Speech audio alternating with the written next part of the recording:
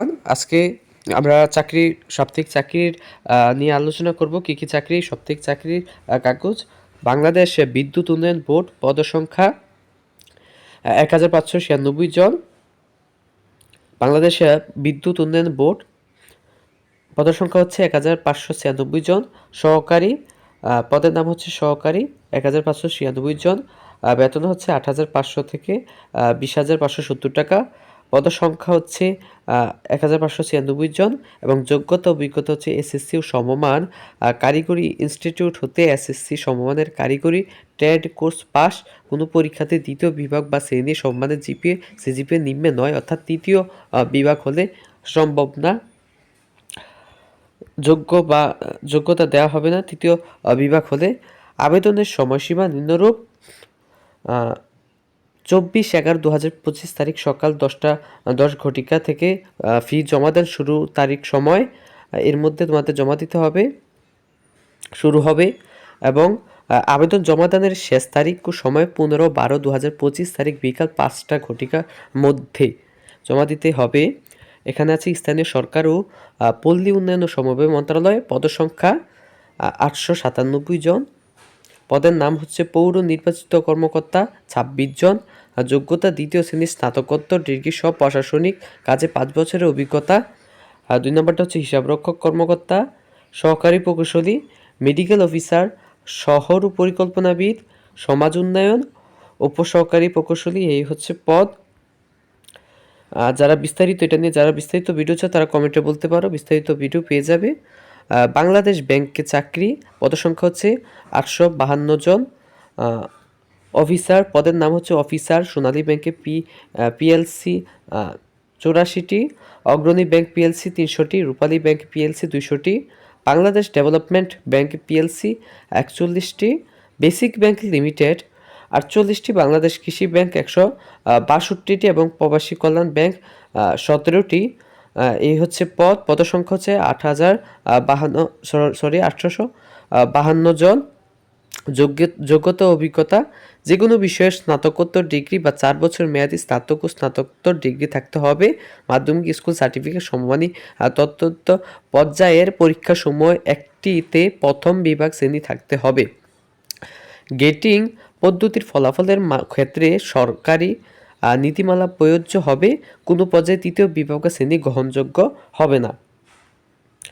তারপর এখানে দেওয়া আছে কিছু নোটিশ দেওয়া আছে যে গেটিং পদ্ধতিতে প্রকাশিত ফলাফলের ক্ষেত্রে শিক্ষা মন্ত্রণালয় 2/6/2009 ও 2/3/2010 তারিখে প্রজ্ঞাপন নং অনুযায়ী বর্তমান প্রচলিত জিপিএ মত জিপিএ বিপরীত পূর্বে প্রথম ও দ্বিতীয় বিভাগ শ্রেণী নিম্নরূপে নির্ধারিত হবে।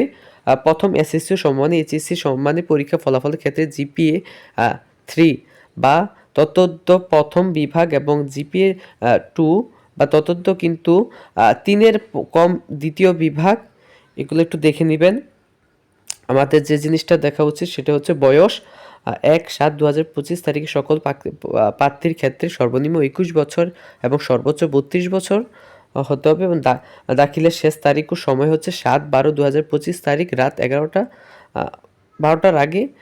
আবেদন ফি প্রদান, পেমেন্ট ভেরিফাই ইত্যাদি। যারা বিস্তারিত ভিডিও চান এটা নিয়ে বলতে পারেন কমেন্টে, বাংলাদেশ ব্যাংকেরটা নিয়ে বলতে পারেন। আমরা যদি এখানে আরও দেখব যে কারিগরি শিক্ষা অধিদপ্তরে পদসংখ্যা হচ্ছে 218 জন। ফার্মাসিস্ট, হিসাবরক্ষক, উচ্চমান সহকারী, পদসংখ্যা 2,444 জন। যোগ্যতা এসএসসি সমানের পরীক্ষা উত্তীর্ণ সহ ডিপ্লোমা ইন ফার্মেসি, হিসাবরক্ষক, কোষাধ্যক্ষ, লাইব্রেরিয়ান, কম্পাউন্ডার, অফিস সহকারী কাম কম্পিউটার মুদ্রাক্ষিত। আর এদিকে আছে পানি সম্পদ অধিদপ্তরের চাকরি, পদসংখ্যা 483 জন। ভেটারিয়ান ফিল্ড অ্যাসিস্ট্যান্ট 483 জন। যোগ্যতা অভিজ্ঞতা বিজ্ঞান বিভাগে এইচএসসি ও সমানী পরীক্ষা উত্তীর্ণ সহ ভেটেরিনারি ট্রেনিং ইনস্টিটিউট বা লাইভ স্টক ট্রেনিং ইনস্টিটিউট হতে সংশ্লিষ্ট বিষয়ে 1 বছরের প্রশিক্ষণপ্রাপ্ত এবং পানি সম্পদ অধিদপ্তরে ক্যাডার বহির্ভূত। গেজেটেড কর্মকর্তা এবং নন গেজেটেড কর্মচারী নিয়োগ বিধিমালা 2023-এর তফসিল ও দ্বিতীয় অনুযায়ী গৃহীত পরীক্ষা উত্তীর্ণ। আবেদন শুরুর তারিখ 17/11/2025 খ্রিস্টাব্দে সকাল 9টা ঘটিকায়। আবেদন শেষ তারিখ সময় 18/12/2025 খ্রিস্টাব্দে বিকাল 5 ঘটিকা। মৌখিক পরীক্ষার সময় নিম্নবর্ণিত ক্রমিক ক হতে 6 পর্যন্ত কাগজপত্রের মূল কপি প্রদর্শনপূর্বক প্রথম শ্রেণীর গেজেটেড কর্মকর্তা দ্বারা সকল সনদের সত্যায়িত ছায়ালিপি দাখিল করতে হবে। এখানে যদি আমরা দেখি, যুব উন্নয়ন অধিদপ্তর পদসংখ্যা হচ্ছে 90 জন। সহকারী উপজেলা যুব উন্নয়ন কর্মকর্তা 90 জন। দ্বিতীয় শ্রেণীর স্নাতক বা সমমানের ডিগ্রি লিখিত পরীক্ষা উত্তীর্ণ প্রার্থীদের চাকরির জন্য আবেদন আগামী 19/11/2025 খ্রিস্টাব্দ তারিখ সকাল 10টা হতে 18/12/2025 খ্রিস্টাব্দের তারিখ বিকাল 5টা পর্যন্ত অনলাইনে দাখিল করা যাবে। লিখিত পরীক্ষা উত্তীর্ণ প্রার্থীদের মৌখিক পরীক্ষার সময় সকল সনদ, অনাপত্তিপত্র, কাগজপত্রের মূল কপি সমূহ প্রদর্শনপূর্বক প্রতিটি একটি করে সত্যায়িত ফটোকপি দাখিল করতে হবে। দাখিল এবং উপস্থাপনযোগ্য সকল সনদ, অনাপত্তিপত্র, কাগজপত্রের তালিকা নিম্নরূপ দেওয়া আছে, একটু দেখে নেবেন। তারপর এদিকে গাজীপুর উন্নয়ন কর্তৃপক্ষ পদসংখ্যা হচ্ছে 114 জন। সহকারী প্রকৌশলী, সরকারি পরিচালক, সরকারি স্থাপন, এই হচ্ছে পদের নাম, পদের সংখ্যা, যোগ্যতা সবকিছু দেওয়া আছে। এদিকে আমরা যদি দেখি, এদিকে দেওয়া আছে শিক্ষা মন্ত্রণালয়ের চাকরি, পদের সংখ্যা হচ্ছে 26 জন। কম্পিউটার অপারেটর একজন, ষাট মুদ্রাক্ষর কাম কম্পিউটার 8 জন, ক্যাশিয়ার 1 জন, অফিস সহকারী কাম কম্পিউটার 3 জন, অফিস সহায়ক 13 জন।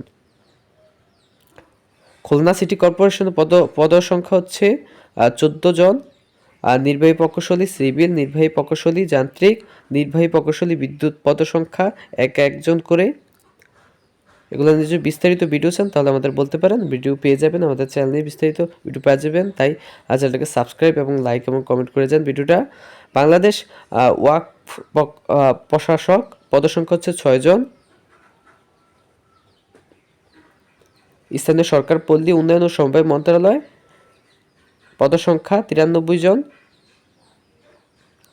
এই হচ্ছে বাংলাদেশ শিল্প কারিগরি প্রশিক্ষণ কেন্দ্র। এই হচ্ছে এই সপ্তাহের